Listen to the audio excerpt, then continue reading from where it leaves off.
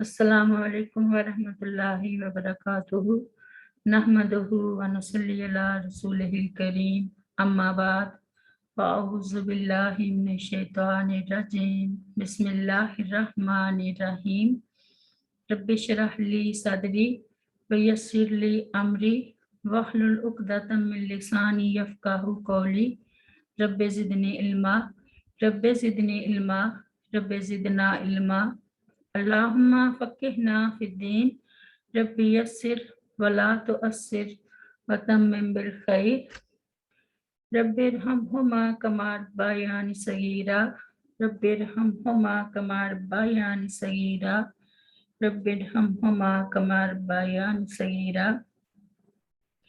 आज हम सूरत अल-माइदा की आयत नंबर 58 से पढ़ेंगे इंशाअल्लाह। बिस्मिल्लाहिर्रहमानिर्रहीम।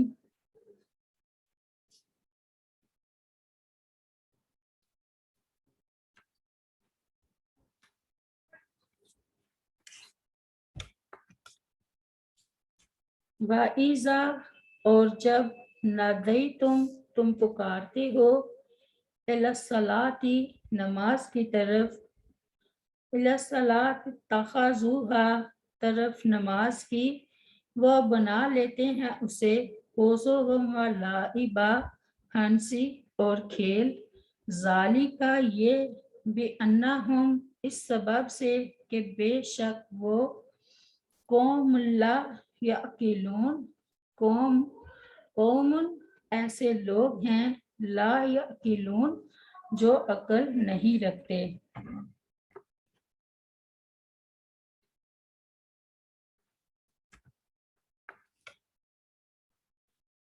यानी जब तुम नमाज के लिए जो अक्ल व इल्म वालों के लिए सबसे अफजल अमल है अजान देते हो तो ये उसे भी हंसी और खेल बना लेते हैं।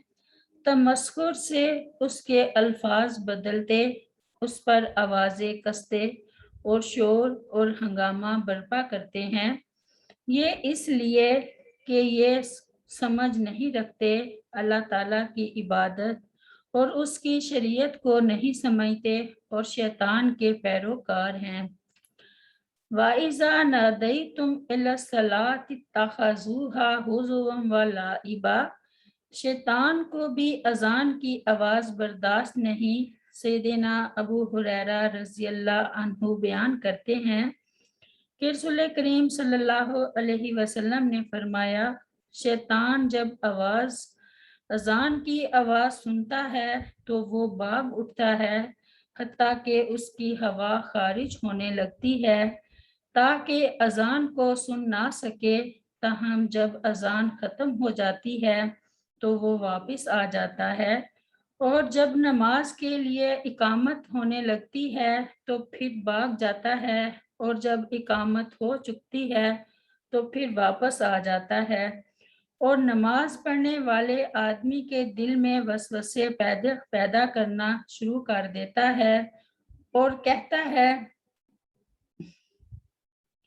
कि फलां बात याद करो, वो बात याद करो। फिर वो ऐसी ऐसी भूली हुई बातें याद दिलाता है जिनका उसे ख्याल भी नहीं होता, जहाँ तक कि फिर उसे मालूम ही नहीं रहता कि उसने कितनी रकतें पढ़ी हैं।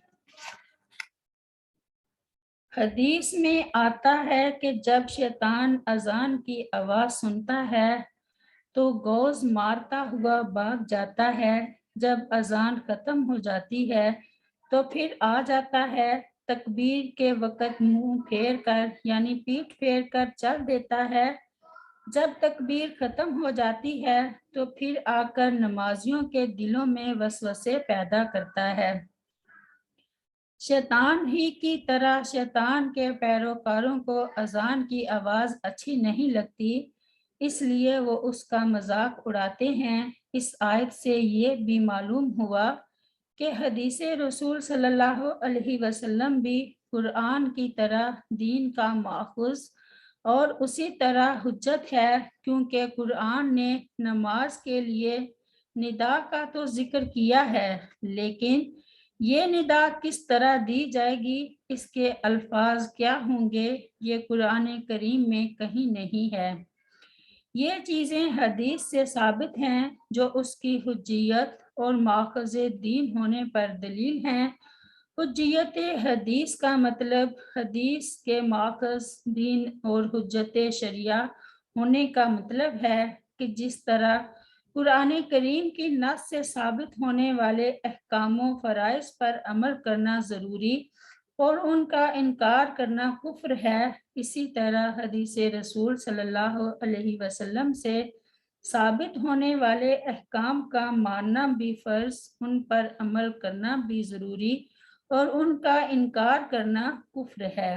تاہم حدیث کا صحیح مرفوع اور متصل ہونا ضروری ہے۔ صحیح حدیث چاہے متواتر ہو یا احاد، قولی ہو، فعلی ہو یا تقریری، یہ سب قابل عمل ہیں۔ حدیث کا خبر واحد کی بنیاد پر یا قرآن سے زائد ہونے کی بنیاد پر یا ائمہ کے قیاس و اجتہادات کی بنیاد پر یا راوی کی عدم فقاہت کے دعویٰ کی بنیاد پر یا عقلی استحالے کی بنیاد پر یا اسی قسم کے دیگر دعووں کی بنیاد پر رد کرنا صحیح نہیں ہے۔ یہ سب حدیث سے اعراض کی مختلف صورتیں ہیں۔ آیت نمبر 59۔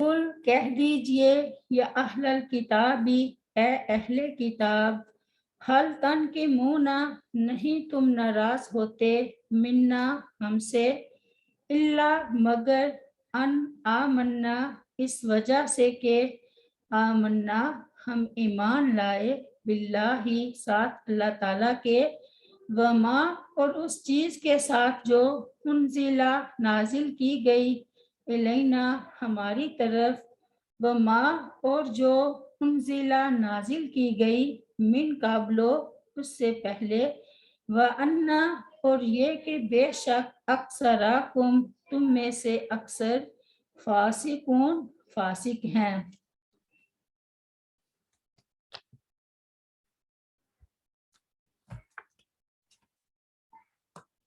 یعنی اصل بات یہ ہے کہ تم میں سے اکثر لوگ فاسق اور بدکار ہیں اور تمہاری ساری مذہبی اجارہ داری کی گروہی تعصب اور غلط قسم کی روایات پر قائم ہے، اس لیے تم اپنے علاوہ کسی دوسرے میں بھی کوئی اچھی بات دیکھنا پسند نہیں کرتے، حالانکہ اللہ تعالیٰ پر اور جو چیز اللہ ہماری طرف سے نازل کی گئی اور جو کتابیں پہلے نازل کی گئیں ان پر ایمان لانا کوئی عیب اور قابل مذمت بات نہیں ہے۔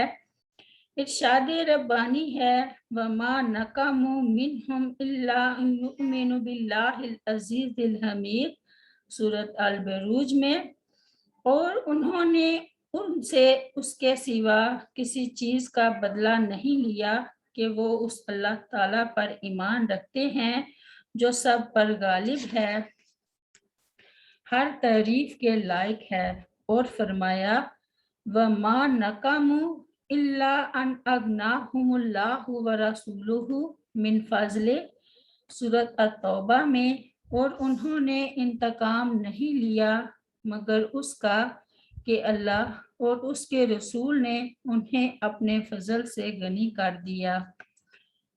سبحان ربک رب العزت عما یصفون وسلام علی المرسلین والحمد للہ رب العالمین۔ السلام علیکم ورحمۃ اللہ وبرکاتہ۔